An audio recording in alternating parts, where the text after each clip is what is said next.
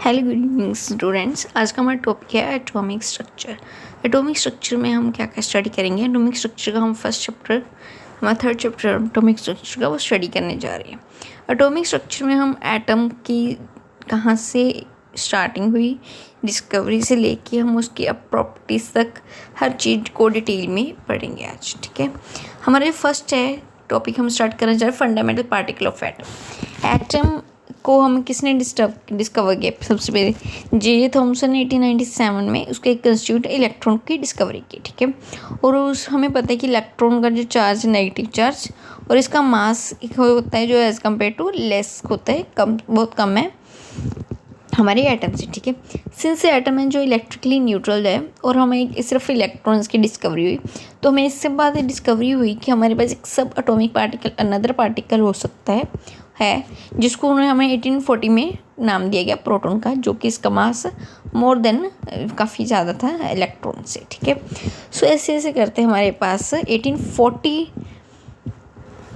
उसके बाद से जेम्स चैडविक ने 1932 में एक पार्टिकल ने थर्ड पार्टिकल न्यूट्रल पार्टिकल की डिस्कवरी की 1932, which is called as neutron, जिसके पास कोई भी चार्ज नहीं होता। ठीक है, इसमें हम पर 3 फंडामेंटल पार्टिकल्स की स्टडी की हमने। फिर हमें अब तक क्या क्या पढ़ा कि फंडामेंटल पार्टिकल ऑफ एटम क्या क्या है। जे थॉमसन के द्वारा electrons, protons and neutrons 3 particles है। इलेक्ट्रॉन का मास, इलेक्ट्रॉन को हम डिनोट करते हैं ई से, प्रोटॉन को पी और न्यूट्रॉन को एन के साथ डिनोट कर रहे हैं। ठीक है, एक सेकेंड। ठीक है, ये देखो, ये रहा, इसको ऐसे, ये हमारे पास 3 पार्टिकल है, electron, proton and neutron. Electron को ई के साथ पी एन, जो 9 समथिंग, और इस पर चार्ज कितना है 1.60 × 10⁻⁻⁹ और रिलेटिव चार्ज हम बात करते हैं वो -1 होगा। प्रोटॉन पे इक्वल चार्ज इक्वल होगा, mass will be separate, charge same हम but in opposite charge. Actual charge उसमें इलेक्ट्रॉन के केस में नेगेटिव में होता है, इसमें पॉजिटिव होगा। और सेकेंड थर्ड वन है हमारे पास neutron, which is mass approximate equal to proton. ठीक है, बट इसमें चार्ज क्या होगा, न्यूट्रल होगा। ओके, एक सेकेंड।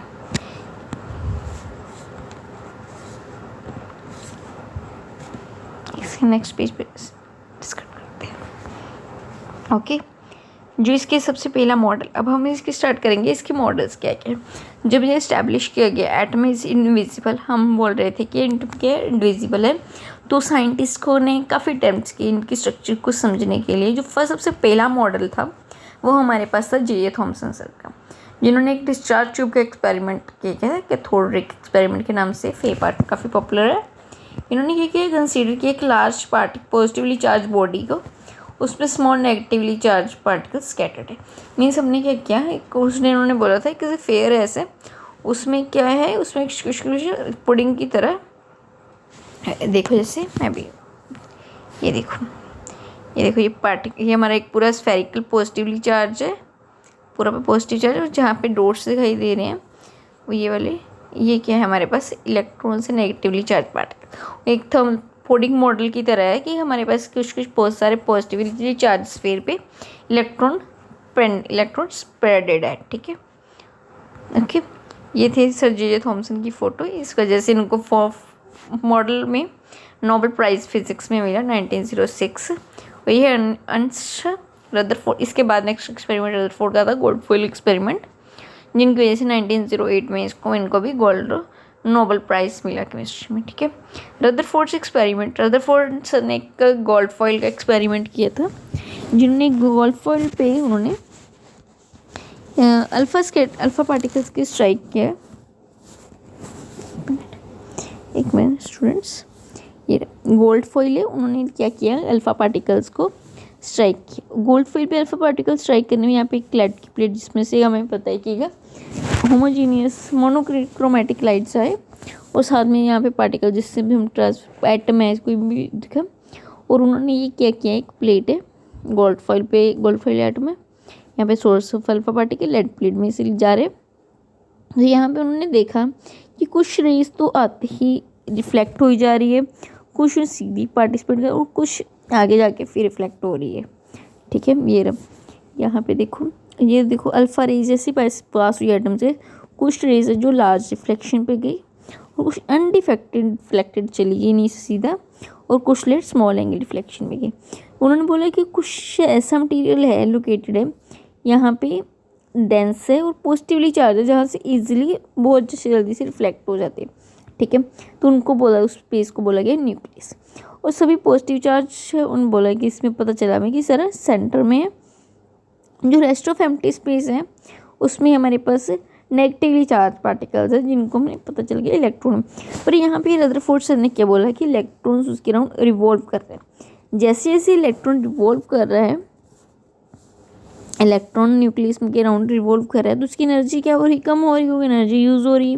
तो जैसे एनर्जी कम हो रही तो एक टाइम ऐसे आके कि इलेक्ट्रॉन है न्यूक्लियस में फॉल हो जाएगा। इसको रदरफोर्ड सर प्रॉपरली एक्सप्लेन नहीं कर पाए।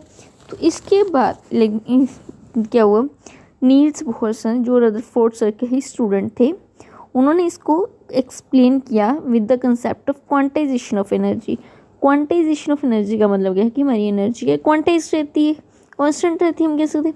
सिर्फ जो फैक्टर है, हम फैक्ट है जो मिलते हैं line spectrum of hydrogen, understanding the meaning of spectrum को स्टडी करने के बाद कि उन्होंने बोला कि जो इलेक्ट्रॉन की जो है वो एक पर्टिकुलर ऑर्बिट्स में मूव करती है, उनकी एनर्जी कम नहीं हो रही है। ओके, सो यहाँ तक हमें पता चल गया कि उन्होंने क्या क्या एक्सप्लेन किया, कैसे कहाँ तक।